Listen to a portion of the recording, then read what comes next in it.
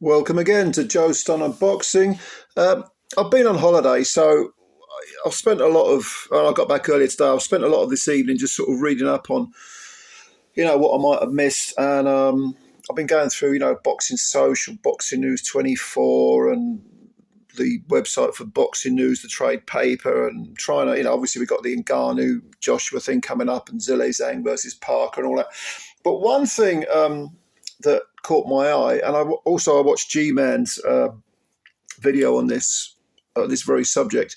He kind of beat me to it because I read this and I thought, has this been confirmed or not? I wasn't sure whether to do a video, but he may know something I don't. G-Man, I mean, he may have read something that I haven't, but apparently it's been finalised, maybe not signed yet, but finalised.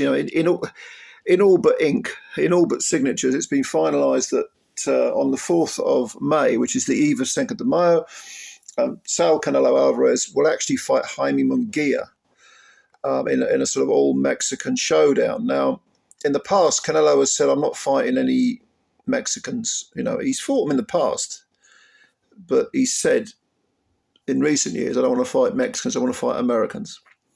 Okay. Well, as has been said by myself and others in recent weeks, options are kind of thin on the ground. Because if you don't want to fight David Benavidez for whatever reason, and you're saying David Morrell is, who I think is the best of the lot, is, just not well known enough and hasn't had enough fights or whatever, who does that leave you with? I mean, Munguia seems to me like a perfect opponent for Canelo because he's extremely exciting. He brings a fight to the opponent. Canelo won't have to go looking for him. He'll be there.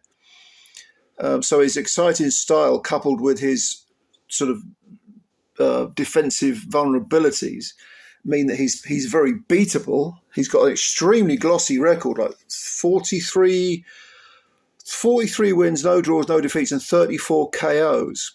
He's 27, so he's coming into his prime. So if Canelo was to get him in the ring and batter him, in an all-Mexican showdown, near as damn it on Cinco de Mayo, I mean, that is a blockbuster affair.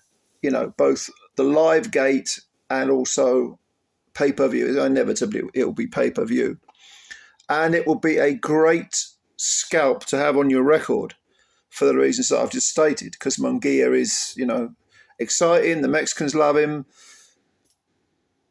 Just he's a good fighter, but he's got vulnerabilities. He comes forward. He's not difficult to find. All that stuff I just mentioned. I mean, this would look great on Canelo's record. I think he's thought, okay, I'm going to fight this guy. But again, he didn't have a tremendous amount of options. Not if he wants to stay at 168. Who can come up from 160? No one. Benavidez, 168. He's signed to fight Gvozdyk, isn't it? At 175 at light heavy.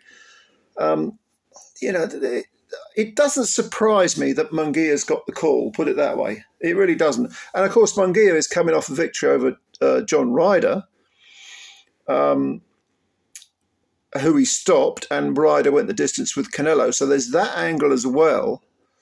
And also after the Ryder fight, Eddie Hearn was saying, we're putting Munguia's name in the hat and blah blah. Oh, what's that, Balanga? Is that what? I'm getting confused here, aren't I? It wasn't. No, it was Balanga. No, my mistake. But no, Munguia is. It seems to me he's an obvious opponent, and I can see this being a tremendous event in Mexico. Of course, I'm not going to get to go to it. I'm going to have to, watch it on TV. But it is the type of fight that could be very entertaining. I would make Canelo a definite favourite. I mean, a strong favourite, unless he's badly slipped, which is always possible, I suppose. But I think Munguia stylistically is definitely made for the guy. I just don't see Canelo having any real problems with him. And I don't mean that disparagingly towards Munguia. Again, I like the kid. And also, you know, at 27, if he was to lose, not only will he make a serious amount of money and get the experience of fighting a modern great, his profile will shoot up. Even if he loses, if he gives a good account of himself, you know, this is the key to the door for him. So, yeah, I think it's win-win for Munguia. Unless he gets blasted out of there in 2 or 3, 4 rounds, I don't really see a problem. You know, it's kind of a no-brainer for him to take this. But it's also a no-brainer for Canelo because there is no one else, and this could really put him.